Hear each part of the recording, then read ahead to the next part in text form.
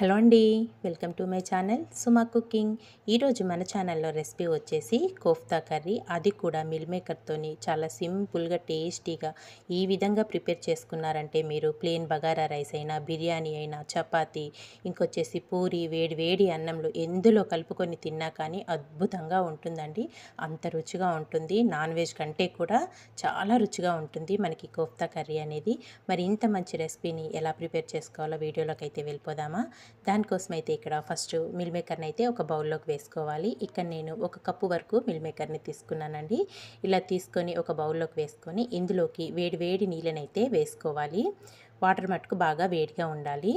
మనకి meal maker మునిగేంత వరకు వేడి నీళ్ళు వేసేసుకొని మూత పెట్టేసి ఒక 10 నిమిషాలైనా పక్కన పెట్టేసుకోవాలండి. చక్కగా సాఫ్ట్గా నానతాయి మిల్ మేకర్ అనేటివి మనకి.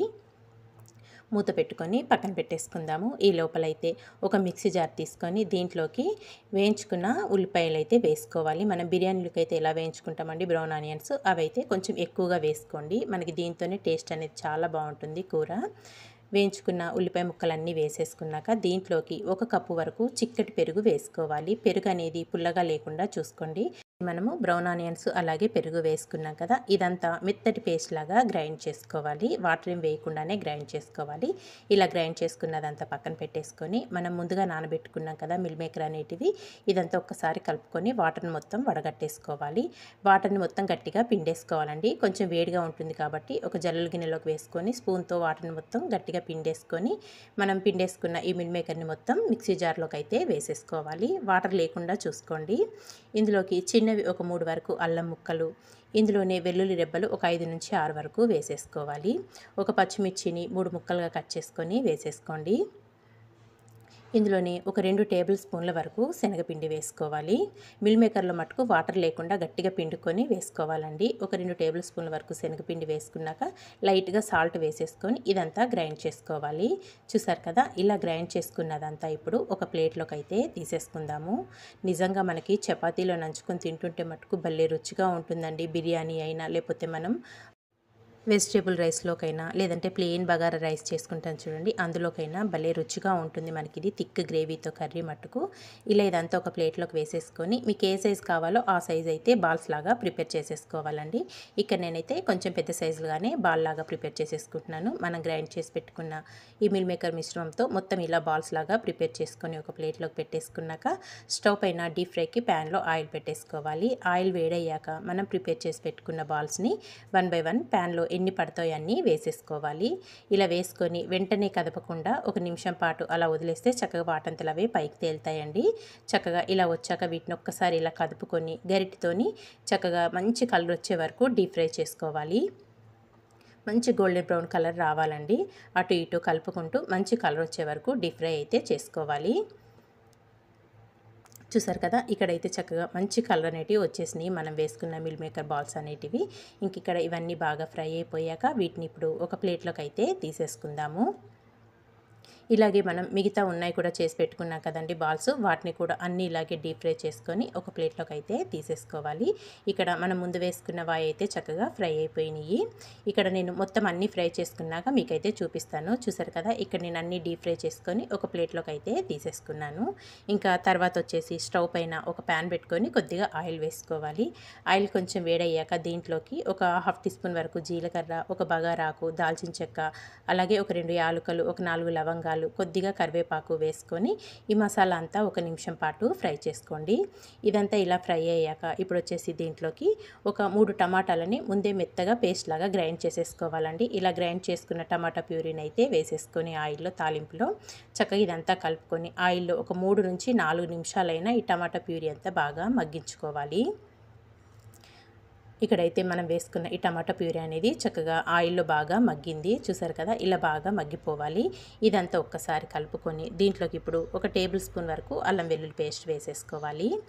అల్లం వెల్లుల్లి పేస్ట్ కూడా వేసుకొని మళ్ళీ ఇదంతా కలుపుకొని ఒక నిమిషం పాటు ఫ్రై చేసుకోండి. అల్లం వెల్లుల్లి పచ్చివాసన పోయేదాకా ఫ్రై చేసుకోవాలి. చూసారు కదా, ఇదంతా ఇలా బాగా ఫ్రై అయిపోయాక మనం ముందుగా గ్రైండ్ చేసి పెట్టుకున్నాం కదా బ్రౌన్ ఆనియన్స్ అలాగే పెరుగు వేసుకున్న పేస్ట్ అంతా కూడా వేసేసుకోవాలి తాలింపులోనే. ఇదంతా ఇలా వేసుకొని ఇందులోకి వచ్చేసి ఇంక ఇప్పుడు ఒక 1/4 టీ స్పూన్ వరకు పసుపు వేసుకోవాలి. మనం ఉల్లిపాయలు వేయించుకొని చక్కగా గ్రైండ్ చేసుకున్నాం కదా, ఆ పేస్ట్ ఆయిల్లో వేయంగానే మంచి ఫ్లేవర్ అనేది వస్తుందండి. మంచి టేస్ట్ అనేది ఉంటుంది ఇలా చేసుకోవడం వల్ల మనకి గ్రేవీ అనేది.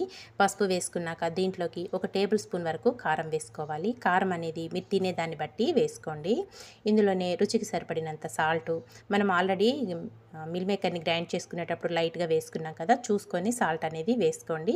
ఒక 1/2 టీ స్పూన్ వరకు గరం మసాలా కూడా వేసుకొని ఇదంతా బాగా మిక్స్ చేసేసుకోవాలి. మనం వేసుకున్న ఉప్పు, కారం, పసుపు, మసాలా అంతా చక్కగా ఉల్లిపాయ పేస్ట్కు పట్టే విధంగా బాగా మిక్స్ చేసేసుకొని మూత పెట్టి ఒక 3 నుంచి 4 నిమిషాలైనా ఆయిల్ అనేది సపరేట్ అయ్యేదాకా కుక్ చేసుకోవాలి. మూత పెట్టేసుకొని కుక్ చేసుకుందాము. ఇక్కడ ఒక 3 నిమిషాల తర్వాత అయితే మీకు చూపిస్తున్నానండి. ఆయిల్లో మనం వేసుకున్నవన్నీ మగ్గిపోయినాయి. చూసారు కదా, ఆయిల్ కూడా మనకి సపరేట్ అయింది. ఇలా వచ్చేదాకా మగ్గించుకున్నాక ఇప్పుడు ఇదంతా ఒకసారి బాగా మిక్స్ చేసేసుకొని దీంట్లోకి 1 గ్లాస్ వరకు వాటర్ యాడ్ చేసుకోవాలి. 1 గ్లాస్ వరకు వాటర్ యాడ్ చేసేసుకొని ఇదంతా ఒక్కసారి కలుపుకుందామండి. ఇలా కలుపుకొని ఈ టైంలో ఒక్కసారి సాల్ట్ అనేది చెక్ చేసుకోండి. సరిపోకపోతే ఇంక ఈ టైంలో వేసుకోవచ్చు. ఇక్కడ ఇదంతా కలుపుకున్నాక దీంట్లోకి ఒక పచ్చిమిర్చిని 3 ముక్కలుగా కట్ చేసేసుకొని ఘాట్లు పెట్టుకొని వేసేసుకోండి. ఇంక ఇదంతా కలుపుకొని మూత పెట్టేసుకొని ఒక ఉడుకు రానిద్దాము. కొంచెం మరగాలండి, మన గ్రేవీ అనేది కొంచెం దగ్గరగా రావాలి. అలా వచ్చేదాకా మరిగించేసుకుందాము. చక్కగా మనకి ఒక 2-3 నిమిషాల్లోనే థిక్ గ్రేవీ అయితే వచ్చేస్తుందండి. చూసారు కదా, ఆయిల్ కూడా సపరేట్ అయిపోయింది, గ్రేవీ కూడా కొంచెం చిక్కబడింది కదా. ఇంక ఇప్పుడు ఇదంతా కలుపుకొని దీంట్లోకి మనం ముందుగా వేయించి పెట్టుకున్నాం కదా మిల్ మేకర్ బాల్స్ని, అవన్నీ 1 బై 1 మనం వేయించుకున్నాయన్నీ వేసేసుకోవాలి. ఇలా వేసుకొని దీంట్లోకి ఇప్పుడు సన్నగా కట్ చేసుకున్న కొత్తిమీర కూడా వేసుకొని ఇదంతా ఒక్కసారి బాగా మిక్స్ చేసేసుకుందామండి. ఇదంతా ఒక్కసారి బాగా మిక్స్ చేసేసుకొని మూత పెట్టుకొని చిన్న మంట మీద ఒక 3 నుంచి 4 నిమిషాలైనా కుక్ చేసుకుంటే మనం వేసుకున్న మిల్ మేకర్ బాల్స్ అనేటివి జ్యూసీగా ఉప్పు, కారం అన్నీ పీల్చుకొని చాలా అంటే చాలా టేస్టీగా జ్యూసీగా చాలా బాగుంటాయండి. చికెన్ కర్రీ కంటే కూడా చాలా టేస్టీగా ఉంటుంది మనకి కోఫ్తా కర్రీ. అది కూడా మిల్ మేకర్తో చేసుకుంటున్నాం కదా, అద్భుతంగా ఉంటుంది. ఇక్కడ ఒక 4 నిమిషాల తర్వాత అయితే చక్కగా మనకి రెడీ అయిపోయిందండి కర్రీ అనేది. ఆయిల్ కూడా సపరేట్ అయిపోయింది కదా. ఇంకా లాస్ట్లో సన్నగా కట్ చేసుకున్న కొత్తిమీర వేసేసుకొని ఇంక ఇప్పుడు స్టవ్ ఆఫ్ చేసేసుకుందామండి. ఇంతే అండి, చాలా సింపుల్గా టేస్టీగా మిల్ మేకర్తో కోఫ్తా కర్రీ ప్రిపేర్ చేసుకున్నాం కదా. మరి మీకు నచ్చిందా? నచ్చితే మీరు కూడా తప్పకుండా ఒక్కసారి ఈ విధంగా ట్రై చేయండి. ట్రై చేశాక ఎలా వచ్చిందో ఒక చిన్న కామెంట్ చేయడం మాత్రం మర్చిపోవద్దండి. థిక్ గ్రేవీతోని భలే రుచిగా ఉంటుందండి. మనం చేసుకున్న ఈ మిల్ మేకర్ బాల్స్ కూడా తినేటప్పుడు చాలా టేస్టీగా ఉంటాయి. మరి ఇంకెందుకు ఆలస్యం, తప్పకుండా ట్రై చేయండి. ట్రై చేశాక ఎలా వచ్చిందో ఒక చిన్న కామెంట్ చేయడం మాత్రం మర్చిపోవద్దు. ఇలాంటి మంచి వీడియోస్ కోసం వెంటనే మరి మన ఛానల్ని సబ్స్క్రైబ్ చేసుకోండి ఫ్రెండ్స్. వీడియో నచ్చితే మీ ఫ్రెండ్స్కి, రిలేటివ్స్కి కూడా షేర్ చేసేయండి. Thank you for watching friends. Bye bye.